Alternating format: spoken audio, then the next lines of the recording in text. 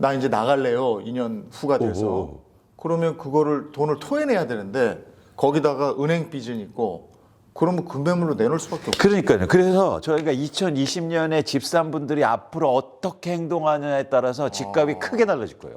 그러니까 공급 많다, 적다는 사람들은 틀렸죠. 아니 그때 그렇게 공급 때문에 그러니까 그게 본질이 아니었던 거예요. 그 뭐야? 안녕하십니까 셀코TV 구독자 여러분 그리고 시청자 여러분 반갑습니다. 오늘은 부동산에 대한 얘기를 구체적으로 한번 짚어보도록 하겠습니다. 그동안의 부동산 시장의 변화를 쪽집게처럼 맞추셨어요. 그래서 오늘도 저희가 이분을 통해서 대한민국의 부동산 시장을 분석하고 예측해 보려고 합니다. 이광수 미래에셋 수석위원 함께 자리해 주셨습니다. 어서 오십시오. 안녕하세요. 네, 반갑습니다. 반갑습니다. 먼저 첫 번째 키워드인데요. 전세 가격에 대한 부분입니다. 전세 가격 뭐 이미 마이너스를 기록하고 있는데 이게 어디까지 마이너스로 갈지 아마 이 부분이 언제까지 갈지 이 부분이 가장 또 궁금하실 것 같아요. 예, 그렇습니다. 그래서 이게 전세 가격을 다시 말씀드리겠지만 집값에도 영향을 크게 미치거든요. 네. 그런 차원에서 저희가 먼저 전세 가격을 좀 보셔야 되는데요. 최근에 얼마나 빠지고 있는지 한번 보여드릴게요. 네.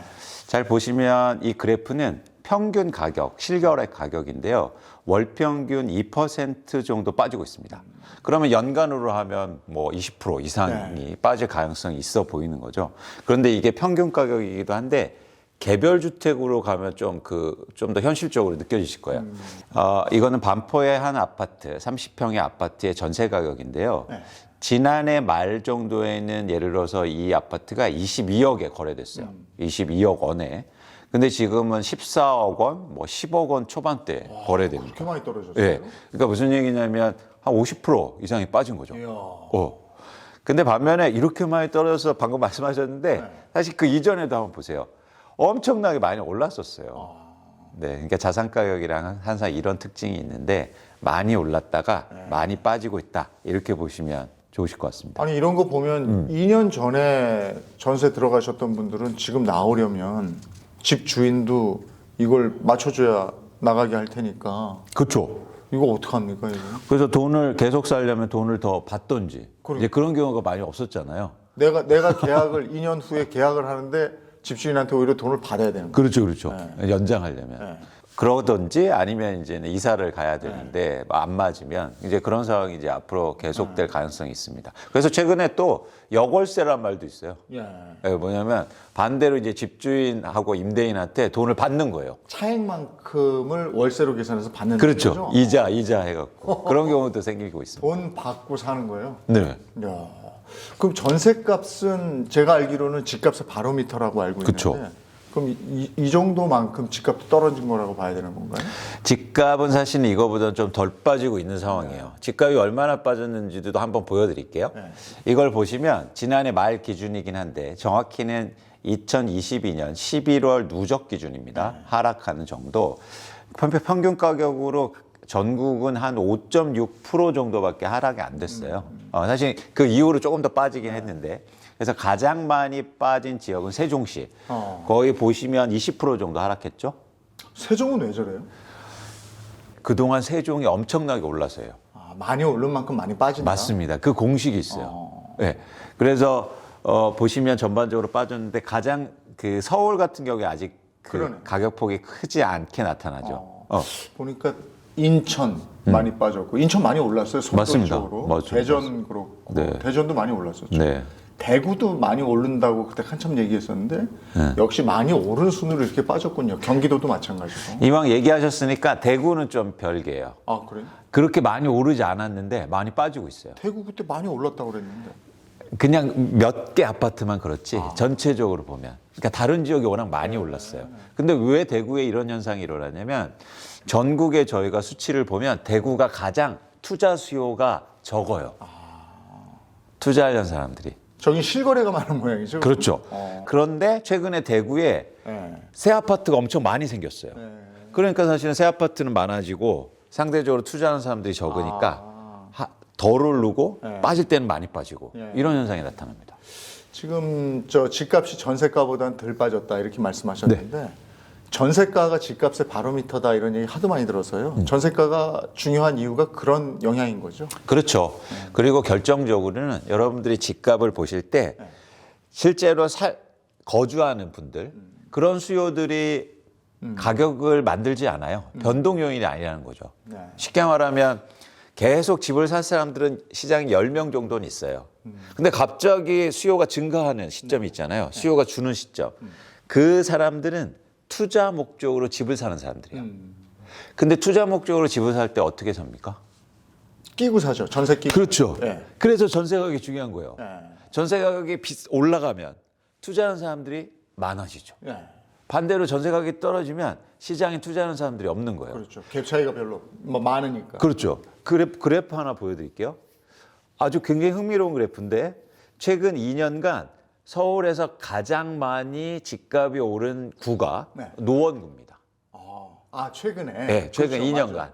그때 젊은이들이 영끌할 때 노원구로 갔다 뭐 이런 얘기 많이 그렇죠. 들었어요. 네. 근데 이 보여드린 그래프는 갭 투자 건수예요. 매월. 잘 보세요. 2020년의 상반기에 갭 투자 건수가 많았을 때는 300건이 넘어요. 한 달에.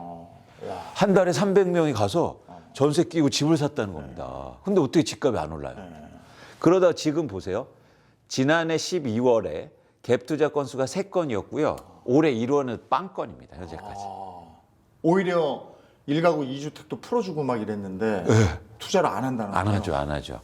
왜냐하면 전세가가 내려갈 것 같고 그 부분에 대한 우려가 커지니까 이제 갭 투자하는 사람들이 없다는 거예요.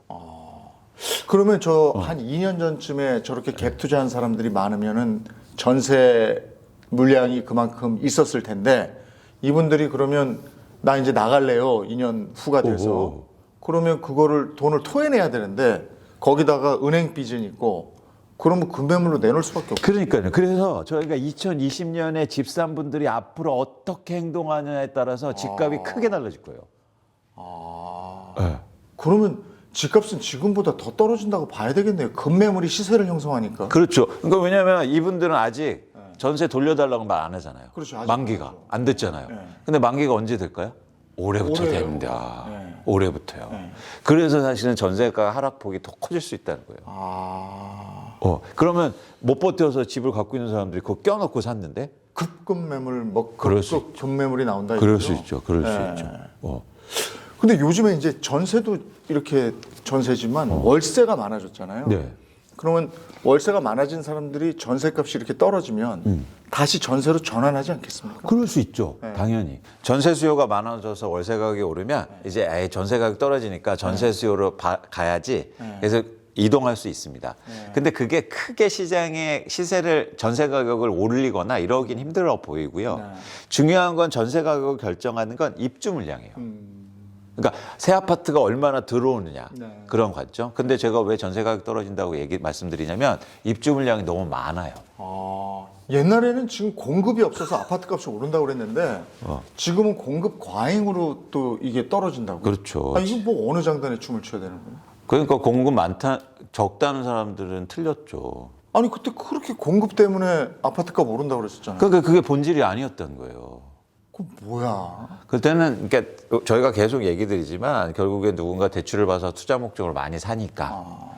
그러니까 수요가 핵심이었다는 거예요. 그렇게 아까 갭 투자를 한 달에 300건씩, 200건씩 사는데 어떻게 집값이 안 오릅니까? 그때 그거 잡겠다고 막 1가구 2주택, 3주택 세금하고 뭐하고 막 별로면 부동산 대책이 다 나왔었는데. 근데 사람들이 이상해요. 사지 말라고 하면 더 사고 싶어. 그래서 규제가 안 통한 거죠. 갭 투자하지 말고 다주택자 하지 말라고 그러는데 오히려 투자 목적으로 사는 사람들이 더 많아졌다는 거예요. 지금은 규제를 풀어주는데 지금 오히려 반대예요. 집값이 떨어지고. 지금은 사세요 하는데 그럼 어떻습니까 마음이? 그러면 더 떨어지니까 그렇죠. 나한테 사라고 그러나? 그렇죠. 이런 거죠.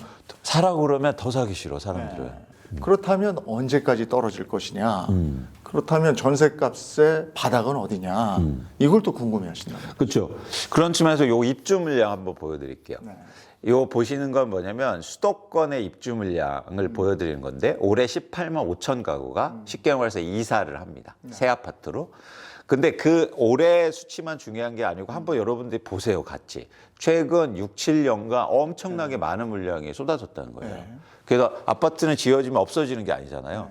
누적적으로 지금 아파트 양이 많아요. 그렇기 때문에 사실 뭐라고 할까? 입주 물량이 많아서 전세 가격이 떨어지는 속도가 앞으로 가파라질 수 있고 이런 입주 물량 증가 상황은 내년까지도 지속됩니다. 그래서 내년까지 전세 가격이 하락하거나 회복하기는 쉽지 않다라고 보는 거죠. 내년 정도까지는 지금 추세로 그렇습니다. 더 떨어질 수 있다. 그렇죠. 근데 이제 확 떨어지면 이제 거기서 계속 뭐 바닥을 다지겠지만 올라가긴 쉽지 않다라는 거죠. 올해 하반기 정도에 금리가 어느 정도 바닥을 다지면 네. 다시 집값은 좀 올라가거나 그러지 않겠느냐 이런 생각이 있는. 그래서 이제 주식하고 부동산하고 비교하시면서 그렇게 질문을 많이 하세요. 네. 근데 여러분 주식을 잘 보셔야 될 게 주식이 최근 고점에서 거의 30-40%가 빠졌어요. 네. 네. 그래서 이제 반등이 일어나는 반등이 거거든요. 있는 근데 지금 집값은 그렇게 빠진 상황은 아닙니다. 그 정도는 아닙니다. 네. 그러니까 가장 전제가 뭐냐면 최근에 집값이 60% 올랐어요, 평균. 거의 그 얘기는 뭐냐면 여러분들이 보시는 아파트가 2배 이상 가격이 올랐다는 거예요. 근데 지금 빠져도 한 10% 정도 수준이거든요. 10%에서 15%. 그래서 사실 조금 더 하락할 가능성이 있다는 거죠. 그럼 몇 년도 수준 정도로 보시는 거예요? 저는 수준으로 보면 제가 이제 20-30% 추가 하락을 보고 있는데 그렇게 되면 2019년 중하반기 정도 가격으로 돌아갑니다. 네. 2019년이요. 네. 그럼 아직도 지금 빠진 만큼 빠져야 된다는 얘기인데. 그럴 수 있죠. 네. 그 신호는 어떻게 알아요? 그 신호는 충분히 빠지면 거래량이 회복합니다. 누군가 사는 사람이 생겨요. 그 가격이 적당하다고 보는 거다 이거죠? 네. 주식도 똑같거든요. 주식이 충분히 빠지면 거래량이 붙기 시작해요.